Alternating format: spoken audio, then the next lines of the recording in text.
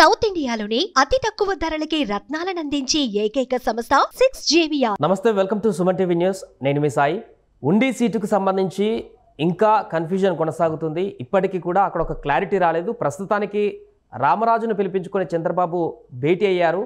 So రఘురామకు seat ఇస్తారా, రామరాజుకు seat ఇస్తారా, ఇంకా తెగని పంచాయతీగా మారినటువంటి ఉండి సీటుకు సంబంధించి మనం మాట్లాడదాం. మనతో పాటు Suman TV news chief editor Keshav గారు. సార్ నమస్తే.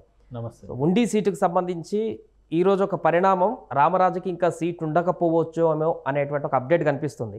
ఎలా చూడొచ్చు అంటారు దీన్ని? ఎవరికి ఇంకా రఘురామకు ఫిక్స్ అయినట్టుగా ఉండి మార్పు తథ్యం అనేది మాత్రం ఫిక్స్ అయింది. ఎవరికి ఫిక్స్ అయ్యింది అనేది ఒక 2-3-4 ఆప్షన్స్ ఉన్నాయి, ఒక 2-3 కూడా కాదు.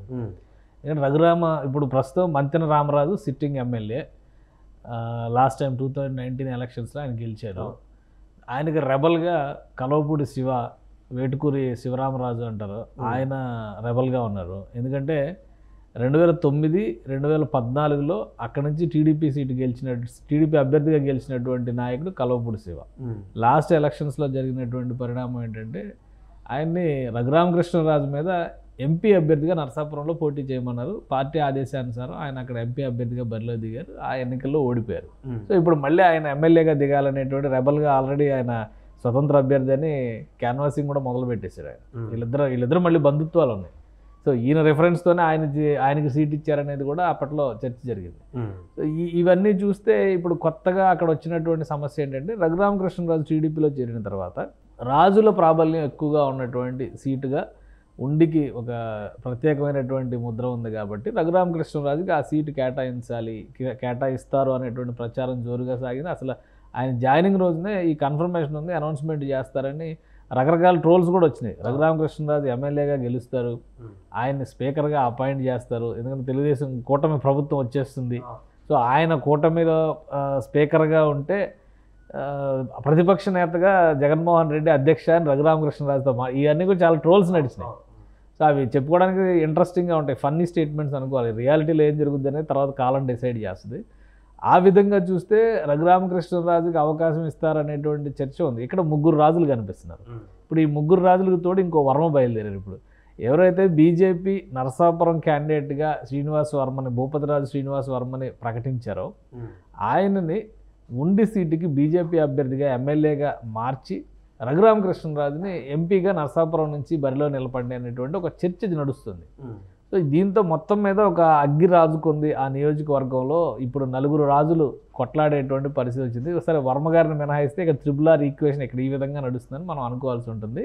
ఇప్పుడు చంద్రబాబు ఒక మాట అన్నారు, ఢిల్లీ నుంచి ఒక 3 బీజేపీ ముఖ్య నేతలు వస్తున్నారు, వారితో చర్చించిన తర్వాత దీనికి ఒక క్లారిటీ కంక్లూజన్ వస్తుందని చెప్పేసి ఒక మాట అన్నారు. అంటే గత బీజేపీ కూడా ఇన్వాల్వ్ అయ్యింది దీంట్లో అనేది ఒక క్లారిటీ వచ్చినట్టు. ఇప్పుడు నేను చెప్పిన ఈక్వేషన్ అదే కదా. వర్మని అక్కడి నుంచి ఇక్కడ తీసుకొస్తే బీజేపీ అధిష్టానం క్లియరెన్స్ ఇవ్వకుండా వీళ్ళకి నిర్ణయం తీసుకొని శ్రీనివాస్ వర్మ గారిని ఇక్కడ పోటీ చేయమని చెప్పరు కదా. అలానే రఘురామకృష్ణరాజు గారిని నరసాపురం ఎంపీగా వేయమని చెప్పరు కదా. సో అక్కడ ఒక మార్పు ఉంది అంటే అధిష్టానం క్లియరెన్స్ ఖచ్చితంగా ఉండాలి, ఎందుకంటే అది జాతీయ పార్టీ కాబట్టి.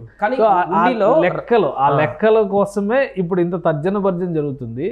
ఓవరాల్గా ఒక ఇన్స్ట్రక్షన్ చంద్రబాబు నాయుడు మంతెన రామరాజుకి ఇచ్చారు. ఎందుకంటే ఆల్రెడీ ఆయన క్యాన్వాసింగ్లో దూసుకుపోతున్నారు కాబట్టి కొంచెం స్లో అవ్వండి బ్రదర్ అని ఒక సంకేతం ఇచ్చారు అనేది ఒకటి బయటకు వచ్చేది అయితే కన్ఫర్మ్ అయింది. అంటే అది బయటికి రావడం వలన మంతెన రామరాజు అనుచరులు అందరూ కూడా సిట్టింగ్ ఎమ్మెల్యేకే ఈ సీటు కేటాయించాలని ఆందోళన చేసి నిన్న పెద్ద ర్యాలీ చేశారు. పార్టీ జిల్లా అధ్యక్షురాలు ఇంటి దాకా ర్యాలీ చేశారు, అక్కడే వంట వరపు కార్యక్రమం చేశారు. సో ఇవన్నీ ఎందుకు చేశారంటే సీట్ లేదని క్లారిటీ ఉంది కాబట్టి చేశారు. ఒకవేళ సీటు ఉంటే క్యాన్వాసింగ్ చేసుకుంటారు కదా, ఈ ప్రచారం ఎందుకు చేసుకుంటారు? అది లేదు. ఆ సందిగ్ధతకి ఒక ఫుల్ స్టాప్ పెట్టేటువంటి క్రమం, ఈ ఆందోళనలకు కూడా ఫుల్ స్టాప్ పెట్టేటువంటి క్రమంలో ఈరోజు అమలాపురంలో బస చేస్తున్నటువంటి చంద్రబాబు నాయుడుతో మంతెన రామరాజు భేటీ అయ్యారు. మీరు పార్టీకి కావాల్సిన వాళ్ళు, మీ మీద వేరే అభిప్రాయాలు ఏవీ లేవు, మీ మీద మంచి నమ్మకం ఉంది మాకు అని చెబుతూనే బీజేపీ నుంచి ఒక టీం వస్తుంది. అంటే ఇవాళ సాయంత్రం ఒక భేటీ జరగబోతుంది. మరి కాసేపట్లో జరిగిన ఆశ్చర్యపోవాల్సినటువంటి అవసరం లేదు. జనసేన అధినేత పవన్ కళ్యాణ్ కూడా ఇందులో భేటీ అయ్యేటువంటి అవకాశం ఉంది. వీళ్ళందరూ కలిసి అసంతృప్తులకు సంబంధించి అలానే సీట్ల మార్పుకు సంబంధించి ఇంకొక 1 వీక్లో నోటిఫికేషన్ వస్తుంది. నోటిఫికేషన్ వచ్చిన తర్వాత ఈ కన్ఫ్యూజన్స్ ఉండకూడదు కాబట్టి ఈ క్లియరెన్స్ అంతా కూడా ఇప్పుడే చేసుకోవాలి.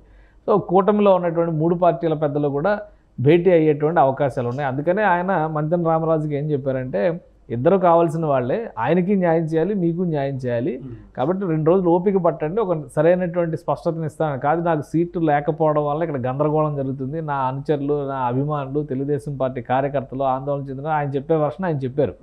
సో ఇవన్నీ విన్న తర్వాత చంద్రబాబు నాయుడు గారు ఇచ్చినటువంటి క్లియరెన్స్ ఏంటంటే, మీరు పార్టీకి కావాల్సిన వాళ్ళు, మీ మీద ఎలాంటి వేరే ఆలోచన లేదు, కొంచెం సంయమనం పాటించండి, అతి త్వరలోనే స్పష్టత ఇస్తామనేటువంటి మాట చెప్పారు. కాబట్టి అక్కడ తగ్గుతారని మనం అనుకోవాలి, కానీ ఆ అవకాశాలు ఏం కనిపించట్లా. ఇప్పుడు ఈ అసంతృప్తి ఎటువైపు వెళ్తుంది, అటు తిరిగి అధికార పార్టీకి ఇది ఎంతవరకు కలిసి వస్తుంది, ఎంతవరకు మేలు చేస్తుంది అనేటువంటి ఈక్వేషన్ కూడా మనం ఇప్పటికే శివరామరాజు రెబల్గా బరిలో తిరుగుతున్నారు. రామరాజు కూడా ఇన్ కేసు ఇలాగనే రెబల్గా బరిలో తిరిగితే ఉండి నియోజకవర్గంలో రఘురామ గారు ఇంకెవరు నిలబడ్డా కూడా ఇబ్బందికరమైనటువంటి పరిస్థితి. ఇప్పుడు ఉండి హిస్టరీ ఏంటంటే మొత్తం ఇప్పటి వరకు దీని హిస్టరీ చూస్తే 1983లో 82లో తెలుగుదేశం పార్టీ పుట్టింది, 83 ఎలక్షన్స్లో గెలిచింది. అప్పటి నుంచి ఇప్పటి వరకు తెలుగుదేశం పార్టీ కంచుకోట ఈ సీటు.